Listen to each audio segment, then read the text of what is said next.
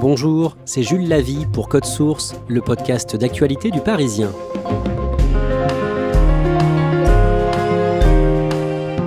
La justice enquête depuis le mois d'octobre sur les comptes de campagne d'Emmanuel Macron en 2017 et en 2022. L'information a été révélée par le Parisien le jeudi 24 novembre. L'ouverture de cette enquête du parquet national financier fait suite à la polémique qui a marqué la fin de la campagne présidentielle en mars et avril 2022. Polémique sur le recours de l'Élysée et de plusieurs ministères à des cabinets de conseil privés, dont l'entreprise américaine McKinsey. Code Source a choisi aujourd'hui d'actualiser et de republier son épisode d'avril 2022 consacré à cette affaire. Récit de 3 journalistes du Parisien, Pierre Morer du service politique, Aubin Larate du Pôle Actu et Timothée Boutry du service police-justice.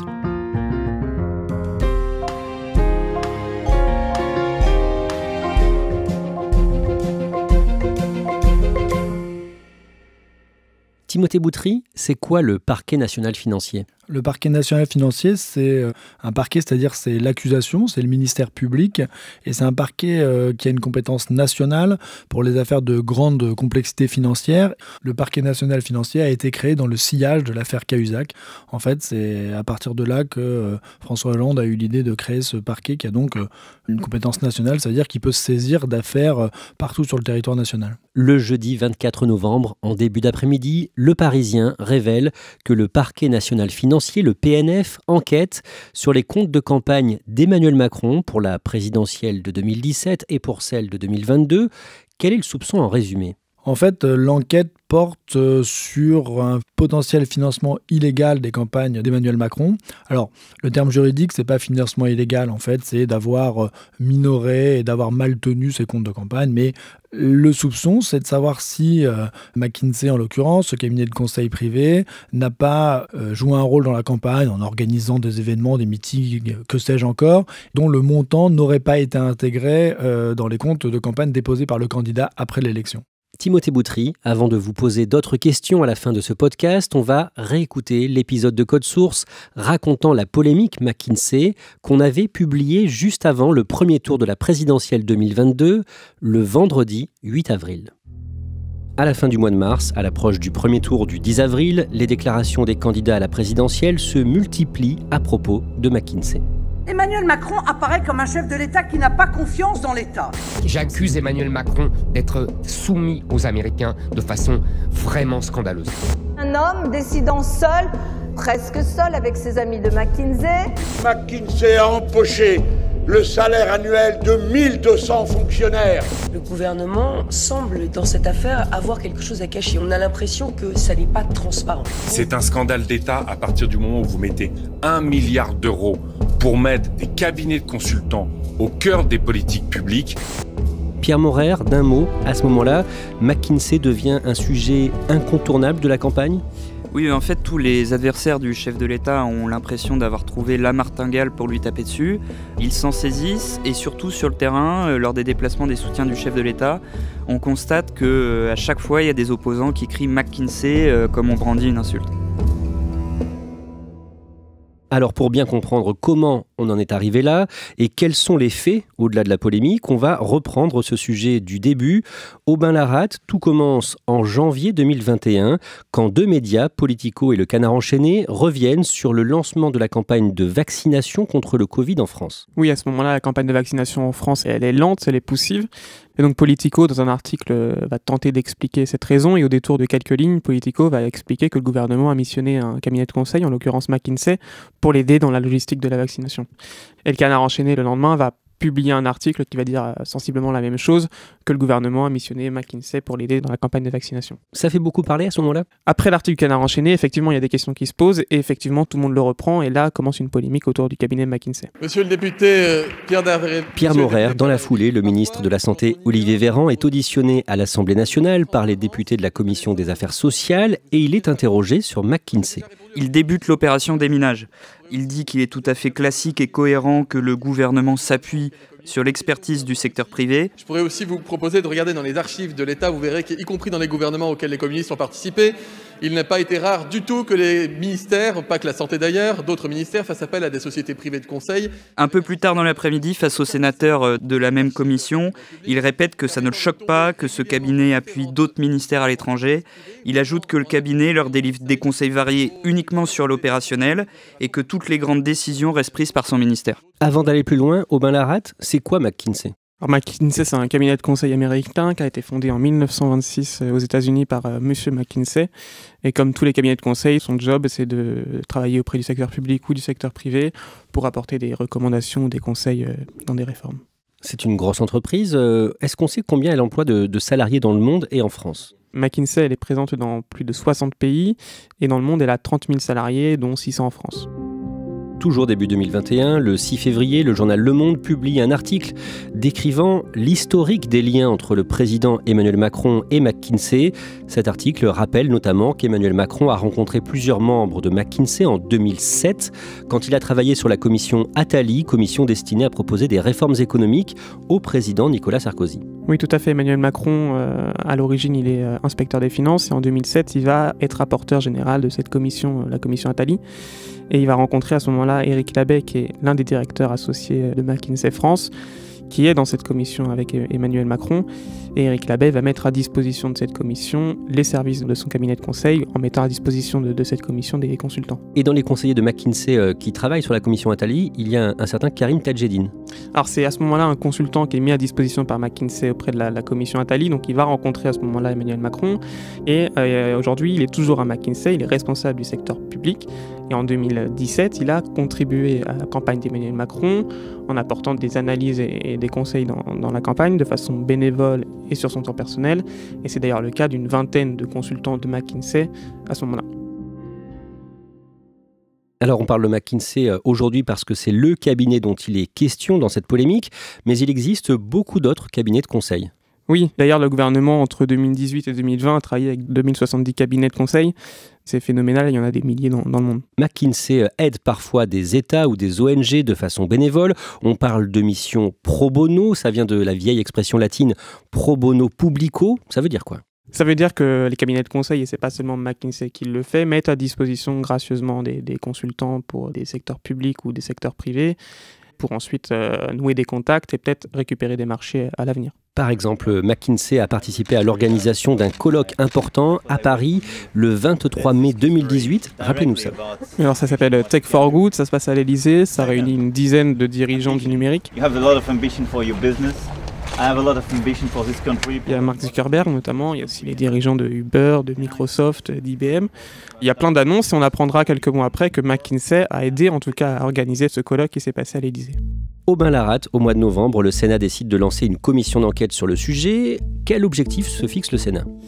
À ce moment-là, le Sénat se pose des questions. Il y a eu plein d'articles dans la presse au sujet de l'utilisation déjà des cabinets de conseil et aussi des liens avec Emmanuel Macron. Donc sous l'impulsion du groupe communiste, le Sénat va décider de mettre en place une commission d'enquête sénatoriale. Et l'idée, elle est très simple, c'est de voir quelle est l'ampleur du phénomène et le périmètre, c'est la crise sanitaire. Le mardi 18 janvier, 2 directeurs associés de McKinsey France sont auditionnés au Sénat. D'abord, qui sont-ils d'un mot ? Alors il y a Karim Tadjeddine, celui dont on a parlé, qui est en charge du secteur public chez McKinsey.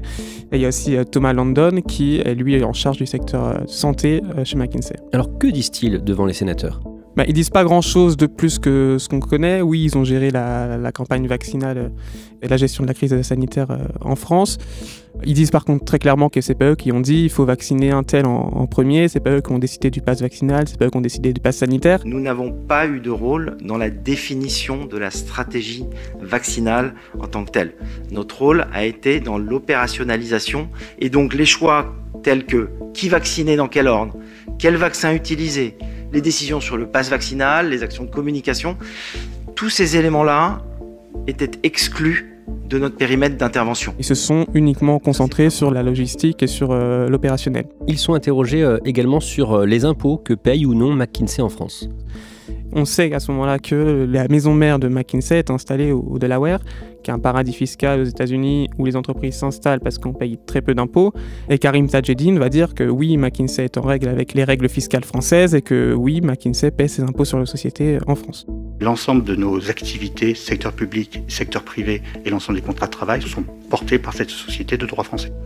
Est-ce que ça signifie que vous êtes soumis aux impôts français comme n'importe quelle société ? Bien sûr, Monsieur le Président.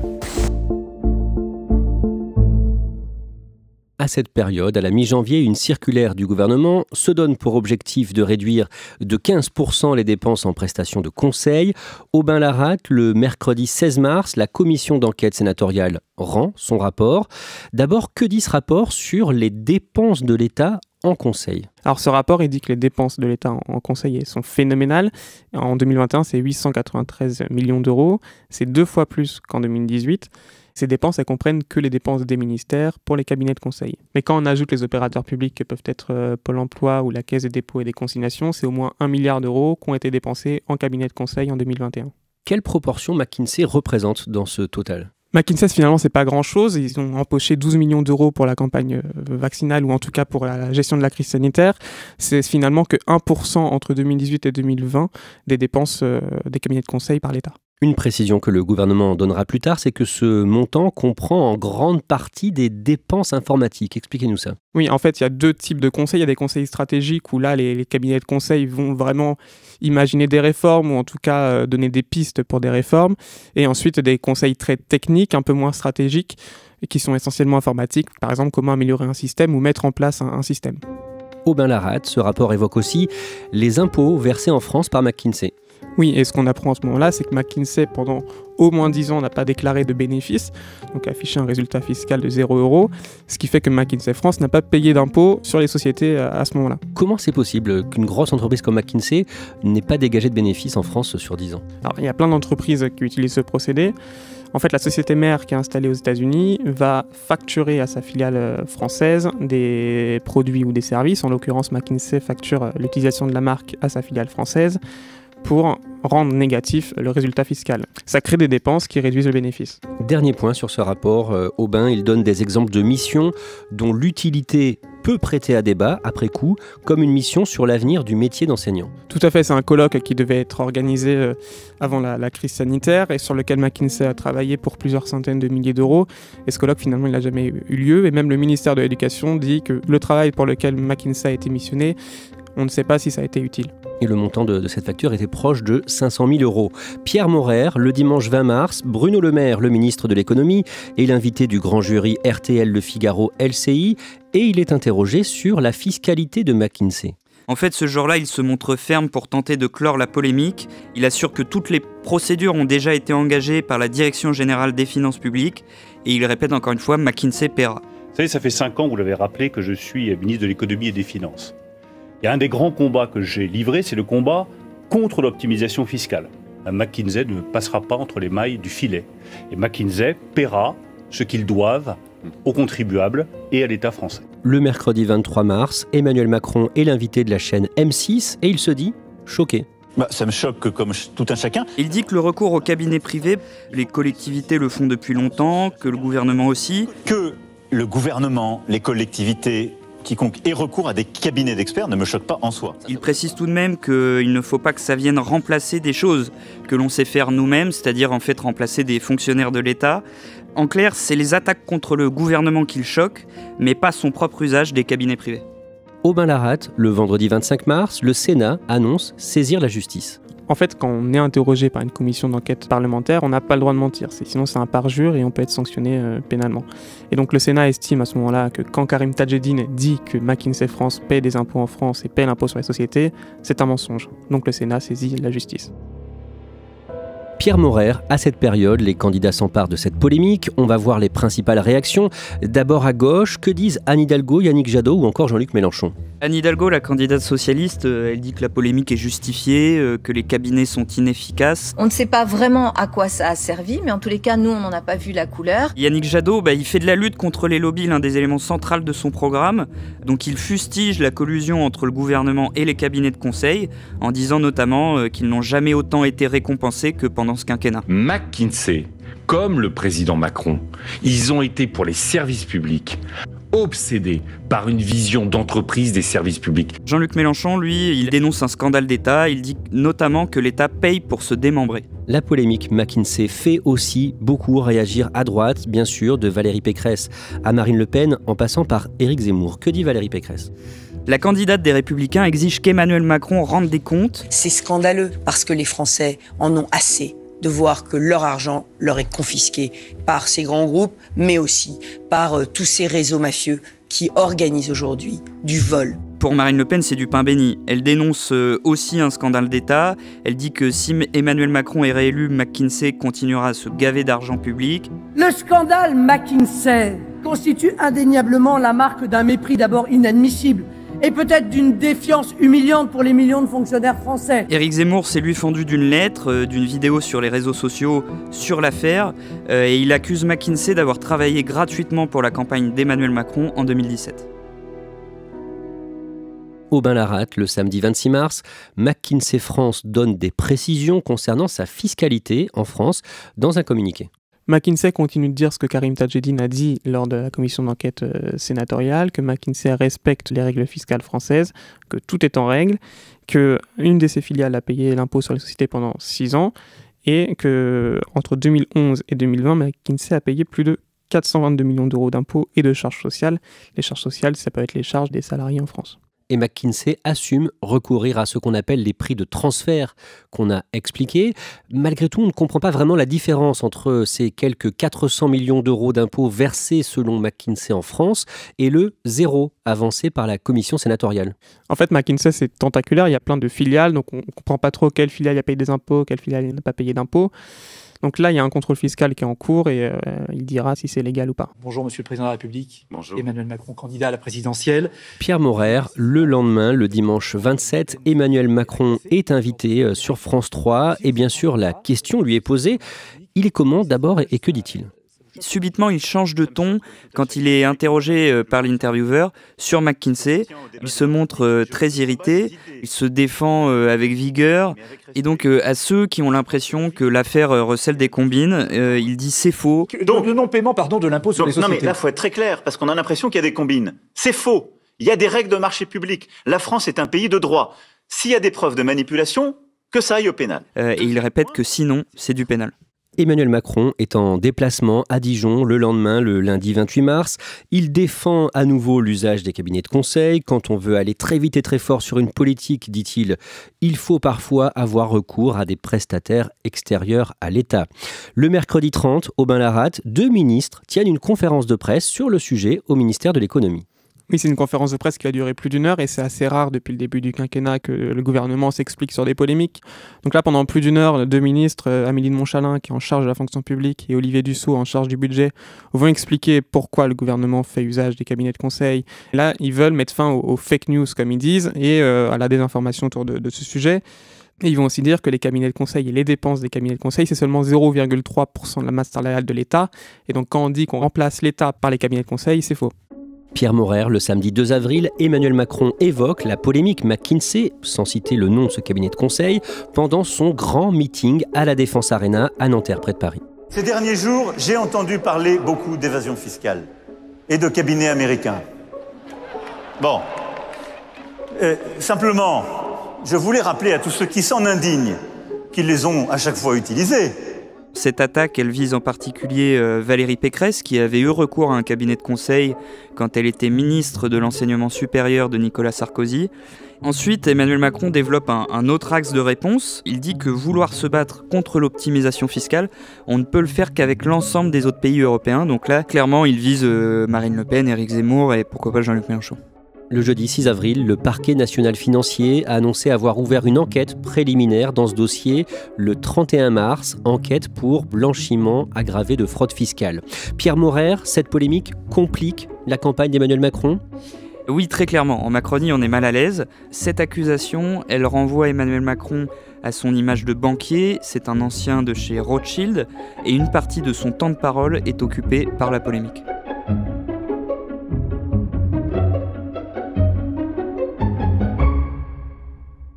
Verdict des urnes, 2 jours plus tard, le dimanche 10 avril, Emmanuel Macron, près de 28% des suffrages, et Marine Le Pen, 23%, sont qualifiés pour le second tour de la présidentielle. Le dimanche 24 avril, Emmanuel Macron est réélu avec 58,55% des suffrages, contre 41,45 pour son adversaire. Le dimanche 19 juin, au second tour des législatives, le parti d'Emmanuel Macron, La République En Marche, arrive en tête, mais perd la majorité absolue. Timothée Boutry, suite à l'ouverture d'une enquête préliminaire pour blanchiment aggravé de fraude fiscale par le parquet national financier le 31 mars, le siège français de McKinsey est perquisitionné le mardi 24 mai. C'est classique, je dirais. Donc les enquêteurs se rendent au siège, saisissent des documents qu'ils vont ensuite analyser. Ils peuvent saisir des mails, des comptes. Bon voilà, l'enquête préliminaire, elle vise une infraction fiscale, parce qu'on sait que McKinsey n'a pas payé d'impôts sur les sociétés pendant plus de 10 ans en France. Alors c'est une des questions de lien entre filiales, maison mère. Et donc voilà, l'enquête, c'est de savoir si tout s'est bien fait dans les règles. Et c'est ça qu'il s'agit de vérifier pour les enquêteurs. Le jeudi 24 novembre, dans Le Parisien, avec d'autres journalistes du service police-justice, Timothée Boutry, vous révélez qu'une information judiciaire a été ouverte le 20 octobre pour des soupçons de tenue non conforme des comptes de campagne électorale d'Emmanuel Macron en 2017 et 2022. Alors c'est effectivement très important parce que le fait qu'il y ait une information judiciaire, ça veut dire que le parquet saisit des juges d'instruction qui sont statuairement indépendants, et donc ça signifie que les investigations s'annoncent plus complexes. Symboliquement et procéduralement, c'est une étape. Des juges d'instruction vont donc pouvoir enquêter, et les juges d'instruction, ils ont des pouvoirs d'investigation qui sont supérieurs que dans le cadre d'une enquête préliminaire. Et en plus, on sait que le parquet national financier, il n'a pas l'ouverture facile, si je puis dire. C'est pas souvent qu'il confie des enquêtes à des juges d'instruction. Et on est donc sur une enquête judiciaire qui, alors, ne vise pas directement le chef de l'État, mais qui vise quand même les comptes de ses campagnes électorales. Donc c'est quand même un moment extrêmement important. Comment le parquet national financier justifie l'ouverture de cette information judiciaire ?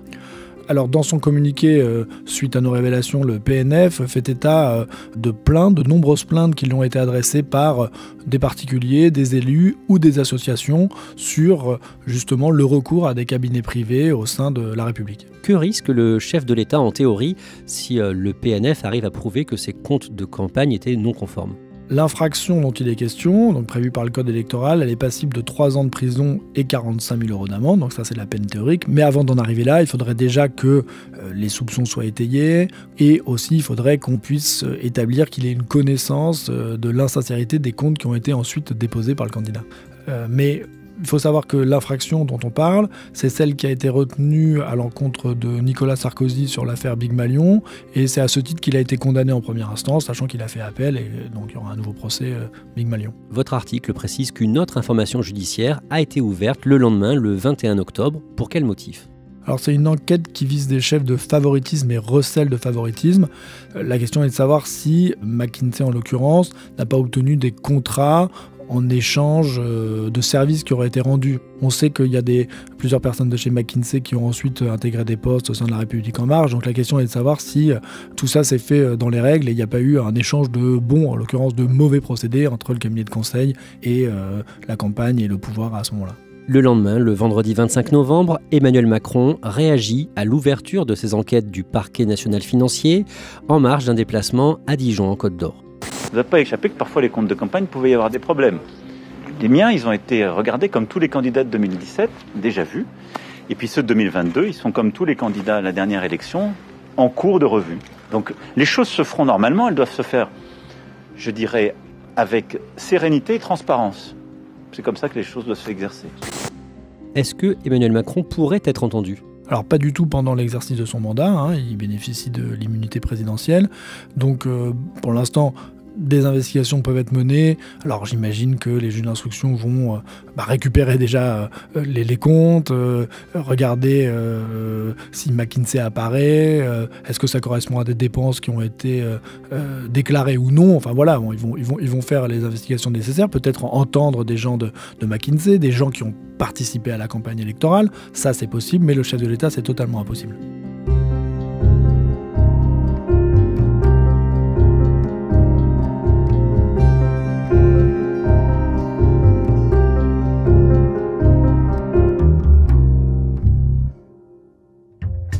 Merci à Timothée Boutry, Aubin Laratte et Pierre Morer. Je rappelle que l'épisode sur la polémique McKinsey daté du 8 avril 2022, plusieurs personnes citées ont changé de poste depuis, comme Olivier Véran, l'ancien ministre de la Santé devenu porte-parole du gouvernement, ou encore Karim Tadjeddine qui a quitté McKinsey au mois de septembre, si l'on en croit son profil sur le réseau social professionnel LinkedIn. Code Source est le podcast d'actualité du Parisien. Nous publions un nouvel épisode chaque soir de la semaine. Pour n'en rater aucun, n'oubliez pas de vous abonner sur votre appli audio préférée.